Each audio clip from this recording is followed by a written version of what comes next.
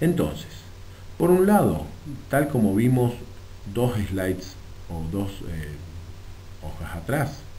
la curva IS tiene pendiente negativa, pues un descenso de la tasa de interés aumenta la demanda de inversión, aumenta la demanda agregada y por tanto es necesario que el nivel de producción aumente para equilibrar nuevamente el mercado de bienes y servicios. ¿Mm? Ahora, por el otro lado, la pendiente de la curva IS, tal como dijimos, depende de cuatro variables. ¿Mm? Propensión marginal a consumir, tipo impositivo, sensibilidad de inversión a la tasa de interés y la propensión marginal a importar. Por el otro lado, la posición en el espacio de la curva IS depende de su ordenado de origen. Esto es, depende de todos los componentes autónomos de la demanda agregada, consumo autónomo, inversión autónoma, gasto público autónomo, exportaciones autónomas, importaciones autónomas y de la sensibilidad de la inversión a la tasa de interés. Dado que la curva IS tiene pendiente negativa, es importante no solamente conocer o saber que esta pendiente en general es negativa, sino cuán negativa es en términos o cuán plana o cuán inclinada es la curva IS. ¿Por qué? Porque esto, una vez que hagamos el análisis del equilibrio general, va a ser un factor fundamental para analizar la efectividad, por ejemplo, de las políticas monetarias que pueda implementar el decisor o quien lleva a cabo las decisiones de política económica en un determinado país o en una determinada economía. Ahora bien, es importante que ustedes, como alumnos de nuestra materia, reconozcan bajo qué condiciones la IS es más plana o más inclinada. Y nosotros decimos, y simplemente analizando las distintas variables que definen eh, la pendiente de la IS, y ustedes lo pueden hacer conociendo la, la ecuación de la curva IS y conociendo la relación entre la tasa de interés, la renta, la ordenada al origen y la pendiente de la curva IS, ustedes pueden hacer el análisis, pero en definitiva van a darse cuenta que la curva IS es más plana,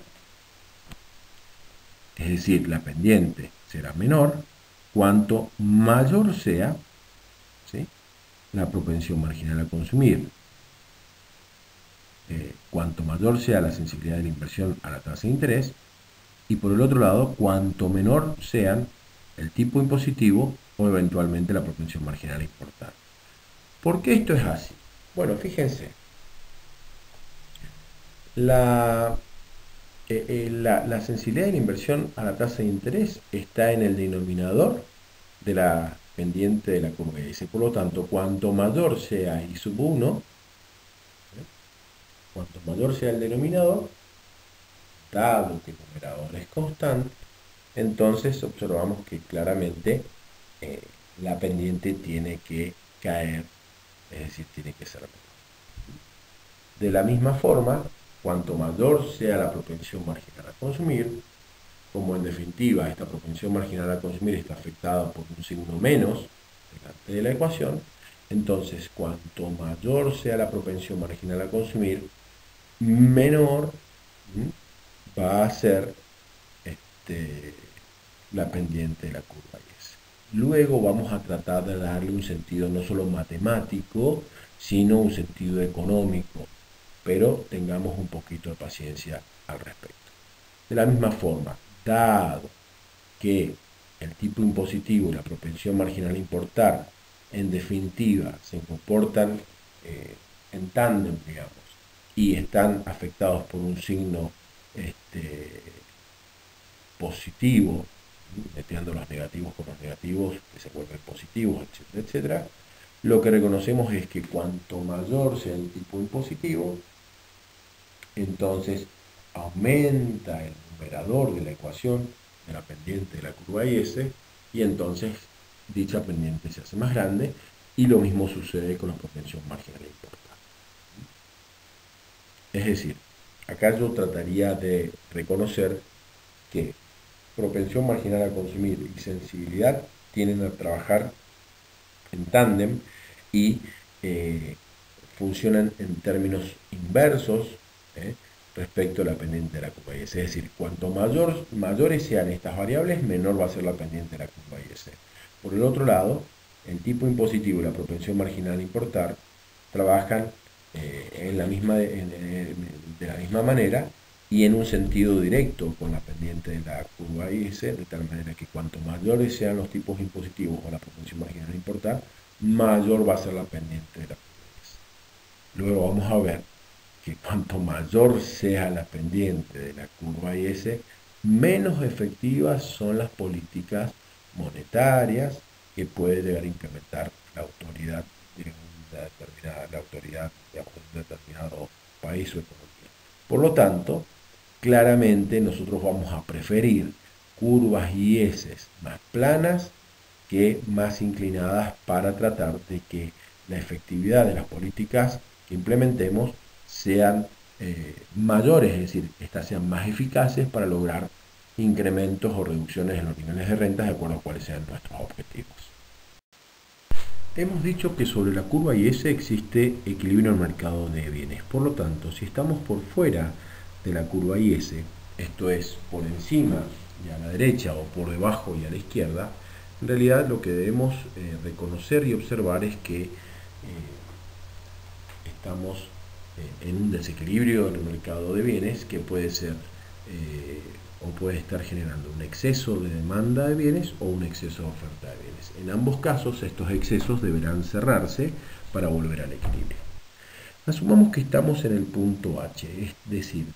por debajo y a la izquierda de la curva S. En este caso, como veremos enseguida, no cabe ninguna duda que lo que existe es un exceso de demanda de bienes, dado que o bien la tasa de interés es muy baja o bien el nivel de producción es muy bajo respecto de lo que se requiere para estar en equilibrio en el mercado de bienes.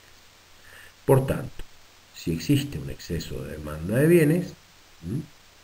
yo lo que necesito es que aumente el nivel de producción, es decir,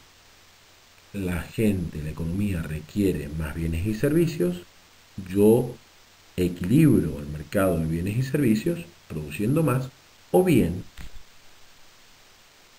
si yo no puedo aumentar el nivel de producción, entonces lo que necesito es aumentar la tasa de interés. ¿Para qué? Para que la inversión se contraiga, la demanda agregada se contraiga y en definitiva ese exceso de demanda desaparezca, dado que con una demanda que se contrae y una producción que está constante y que es menor que esa demanda, finalmente ambas se van a encontrar en un punto de equilibrio. Por el otro lado, si yo estuviese en un punto como J, a la derecha y por encima de la curva IS, claramente en esa situación estoy en un punto de exceso de oferta de bienes, puesto que